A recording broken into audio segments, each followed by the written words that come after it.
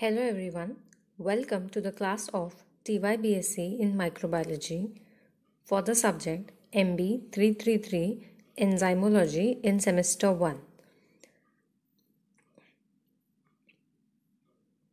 Our topic for today is Principles and Methods of Enzyme Purification.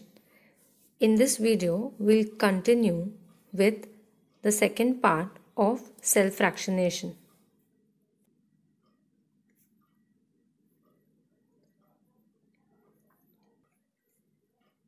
Learning objective. After watching this video, the students should be able to answer questions on the process of cell fractionation. Also, they should understand the process of centrifugation. The first question which arises when we talk about enzyme purification is that why is this process essential? Before we start to discuss the purification of enzymes, let us see what enzymes are. So, enzymes can be defined as high molecular weight proteins. These proteins have the capacity to bring about catalysis by altering the rate of reactions. Enzymes are also known to have high specificity in their mechanism of action. Enzymes, when present inside these cells, are generally found in the cell-bound state. That is, they either occur in association with proteins or nucleic acids or polysaccharides or lipids. Some enzymes can be used as diagnostic reagents. They can also be used as clinical therapeutics. Such uses require the enzymes to be highly purified.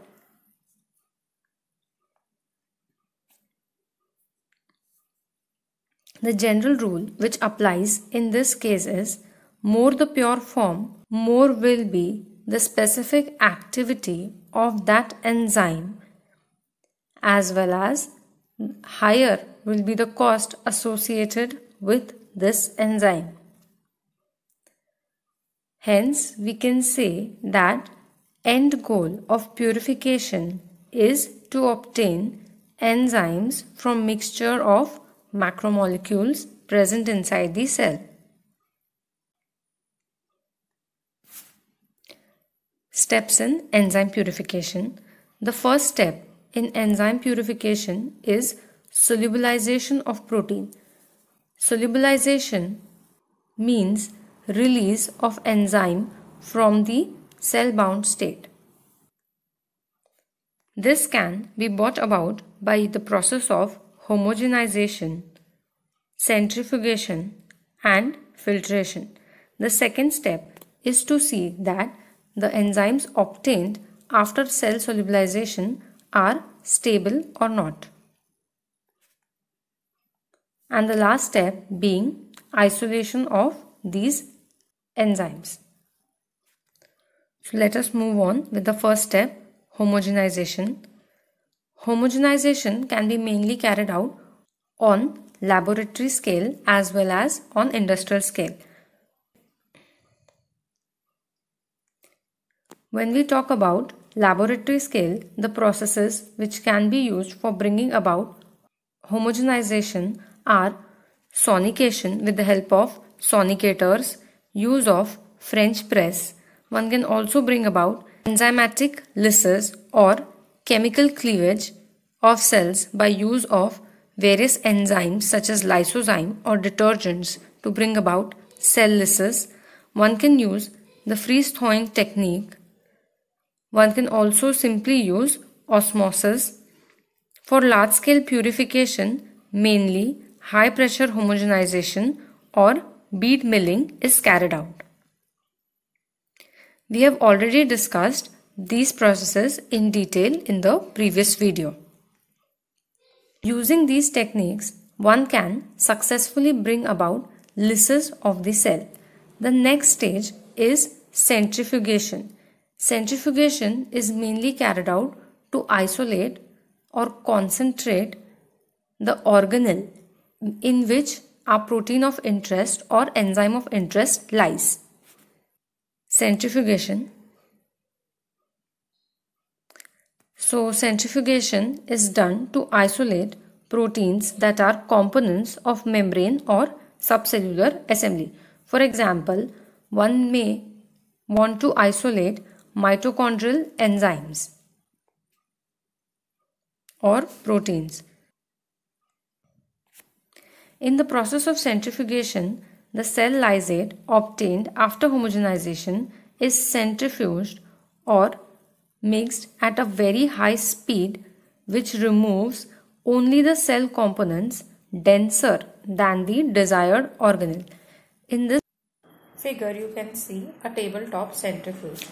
Centrifugation is mainly of two types. The first one is density gradient centrifugation. The second one being differential centrifugation. Let us move on to see differential centrifugation in detail. Differential centrifugation is the most common method used after fractionation of cells. Fractionation, as we studied in the previous video, is the separation of different organelles within the cell for further analysis of specific parts of cell. Separation in differential centrifugation is mainly based on size and density, with larger and denser particles pelleting at the lower centrifugal force. Let us consider an example to understand this process. Unbroken whole cells are centrifuged at a low speed and short interval, such as 1000 rpm for 5 minutes. In this case, smaller cells and fragments and organelles remain in the supernatant and require more force and greater time to pellet out. Cell organelles such as whole cell nuclei, mitochondria, chloroplast, lysosomes, peroxisomes, microsomes, ribosomes, cytosol, all can be separated using differential centrifugation.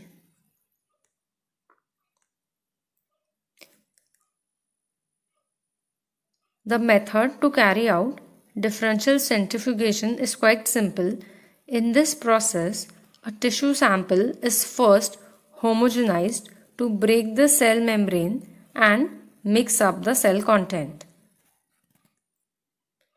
The homogenate is then subjected to repeated centrifugation, each time removing the pellet and then increasing the centrifugal force. Finally, purification may be done through equilibrium sentiment and the desired layer can be extracted for further analysis. But one should also keep in mind that to obtain pure organelle fraction from differential gradient centrifugation is quite difficult. Virtually, it is impossible. This is the diagrammatic representation of differential centrifugation. In the first step, one can see tissue homogenization is being carried out. The second step involves low speed centrifugation for around 10 minutes.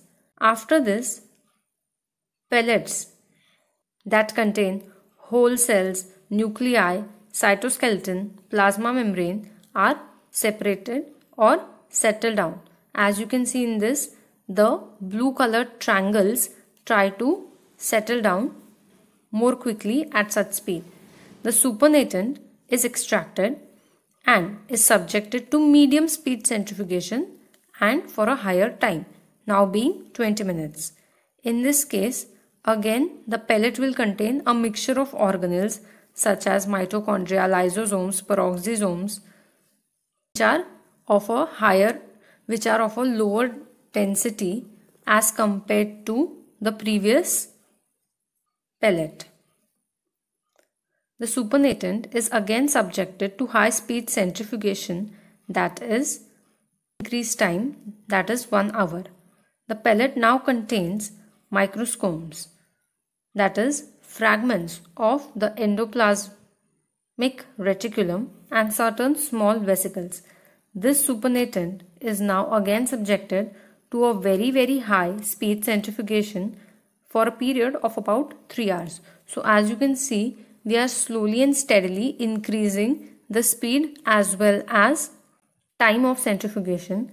The supernatant in the last step will contain soluble proteins,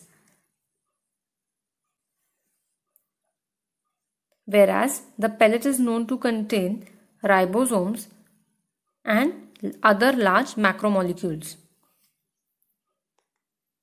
Let us move on to density gradient centrifugation.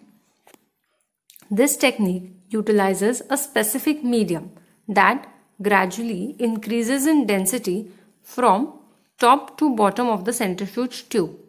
This means that under centrifugal force, the particles will move through the medium and the density gradient, and after a point they will stop or become suspended. This is the point where the density of the particle becomes equal to the density of the surrounding medium.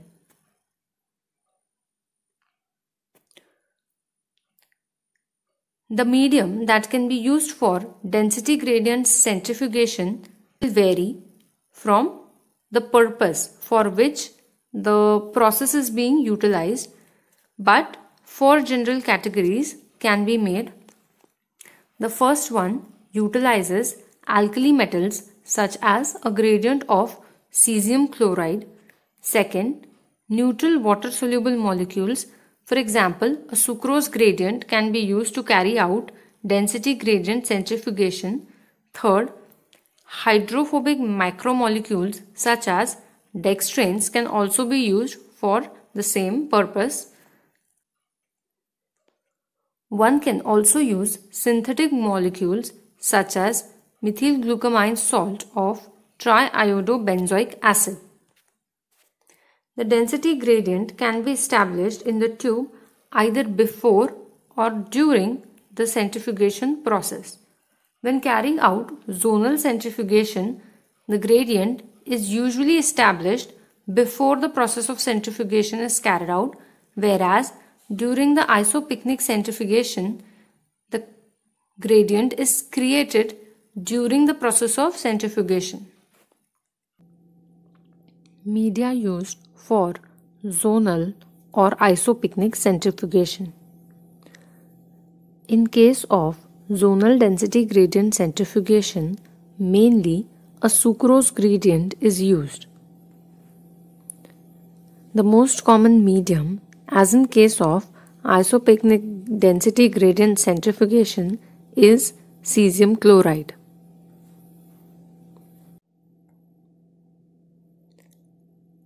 Let us now move on to rate zonal centrifugation. In this technique, the sample is layered as a narrow zone on top of the density gradient. As I stated in the previous slide, the density gradient is mainly made up of sucrose. Under centrifugal force, the particles move down at different rates depending on their masses. The speed at which these particles sediment depends primarily on their size and mass. As the particles in the band move down through the density medium, zones containing similar particles which are having nearly same size are formed, as the faster sedimenting particles move ahead, whereas the slower ones lag behind. Because the density of particles is greater than the density of the gradient, all the particles will eventually form a pellet if the mixture is centrifuged for a period which is long enough. In this diagram, we can see rate zonal centrifugation. In the A part, one can see formation of a density gradient. In step A, one can see how column of varying density is created. In the second step, the sample is layered over the density gradient column.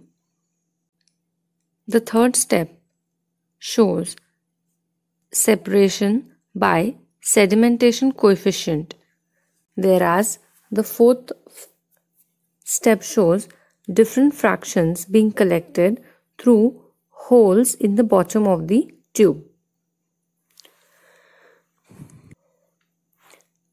Isopycnic centrifugation.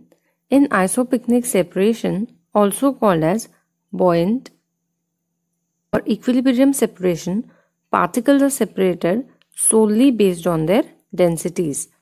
Particle size only affects the rate at which particles move until density is same in the surrounding gradient medium.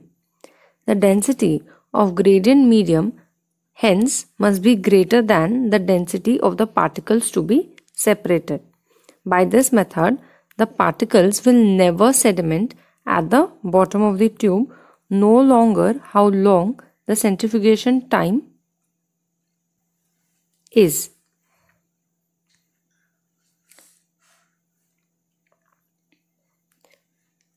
This is the diagram for isopycnic centrifugation.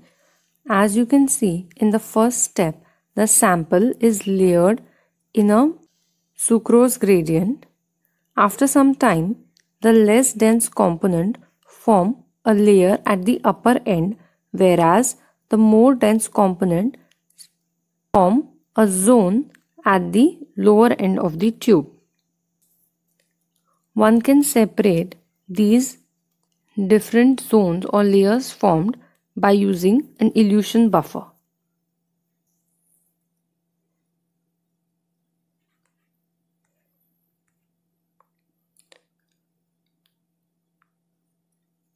Another major difference in rate zonal and isopycnic centrifugation is that rate zonal centrifugation usually you have a very shallow gradient, whereas in the isopycnic centrifugation the gradient is quite steep. So let us summarize the two types of centrifugations that are possible: differential centrifugation and density gradient centrifugation. In differential centrifugation, the isolated organelles are separated on the basis of their weight. The suspension of isolated organelles is spun for different combinations of speed and time. The lowest speed and shortest time separate out the heaviest organelle with this high speed, whereas high speed and longer times separate the lighter organelles.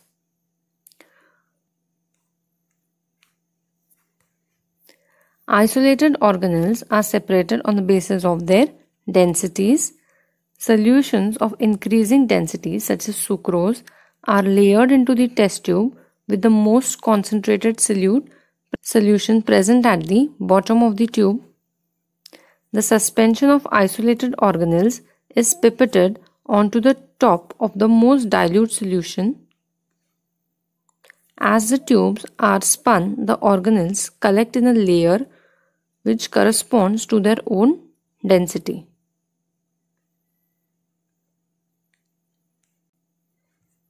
After centrifugation, care should be taken that the protein or enzyme obtained is in functional state. Enzymes are mainly present in either tertiary or quaternary structures. So, care must be taken to prevent these quaternary or tertiary structures, otherwise, after being removed, the function of that particular enzyme may be lost.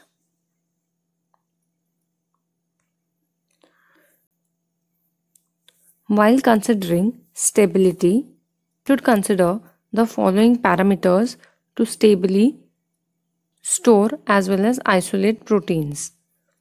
pH. To prevent the denaturation or loss of functions, proteins are placed in buffered solutions at near their native pH. Temperature.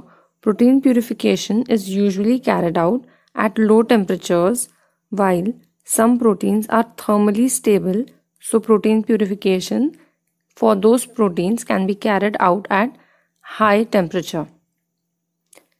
One should also take care that no endogenous protease is present, which will bring about degradation of enzyme, retardation of microbes that can destroy proteins. Sodium azide is often used for this purpose. The next step is isolation of proteins or enzymes. Depending on the use of that particular enzyme, method of isolation will differ from one enzyme to another. Proteins can be isolated on the basis of the following properties, such as solubility, molecular size, ionic charge, as well as binding specificity. We'll be dealing with these different methods of isolation of proteins in the next video.